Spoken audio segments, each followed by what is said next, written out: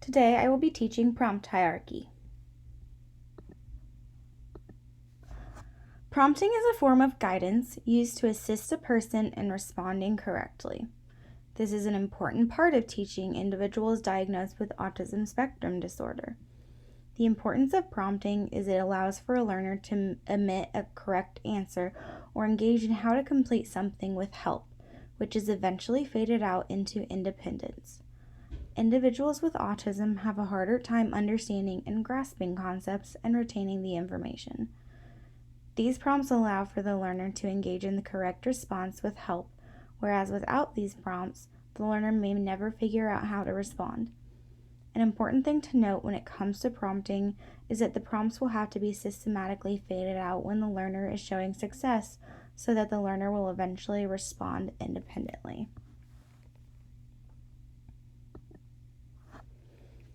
Least to most and most to least are terms that guide you in making the right decision on what prompt to use and to avoid a learner becoming dependent on the prompts. Least to most would be to start with the least intrusive prompt, then going to a more intrusive prompt as needed. This would be beneficial to learners who tend to become prompt dependent. This gives them a chance to do it as independently as possible so there are less prompts to fade out. Most to least would be to start with the most intrusive prompt to ensure that the learner responds correctly and then fading to less intrusive prompts. This would be great to use when teaching a new concept to a learner. I will be starting with the most intrusive prompt. This is the full physical prompt. This is physically guiding a person's body part by moving that body part for a correct response. Touch the spoon. Good job, that is the spoon.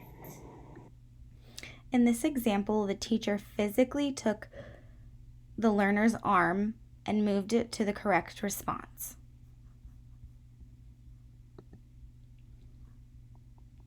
The next would be the partial physical prompt. This is lightly touching a person's arm in order to guide them to the correct response. Let's take a look. Touch the fork. Good job, that is the fork. In this example, the teacher used a much less intrusive prompt by guiding the underneath side of the learner's arm to the correct response. A less intrusive prompt then would be a model prompt. This is modeling the correct response after the demand has been given. Let's see an example. Pick up the spoon.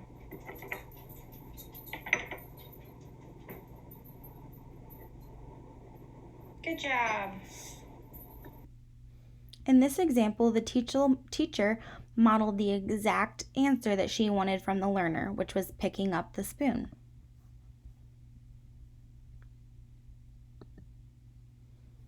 The next is an echoic prompt. This is saying the correct verbal or vocal response after the demand has been given in order for the learner to echo that response. Let's see an example of an echoic prompt. What is your name? Teddy. Teddy. Good job, Teddy is your name.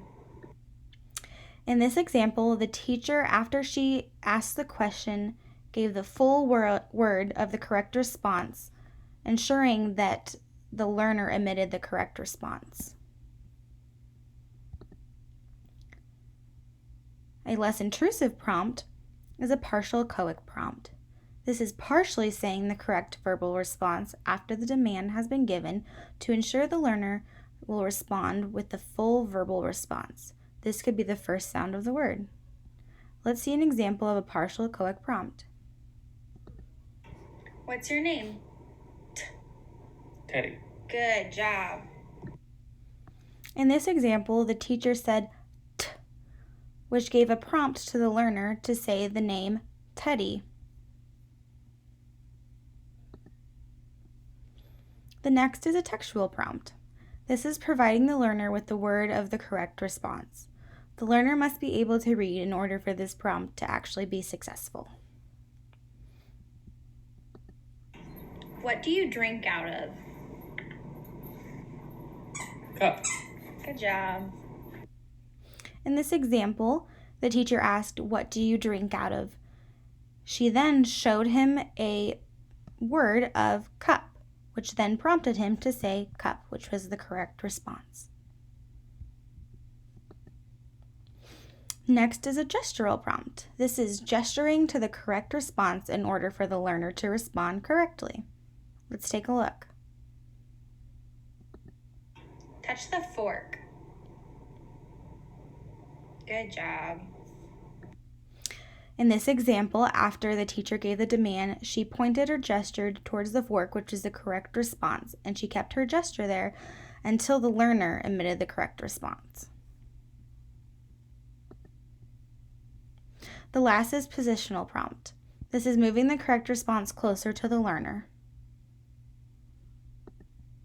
Touch the spoon. Good job.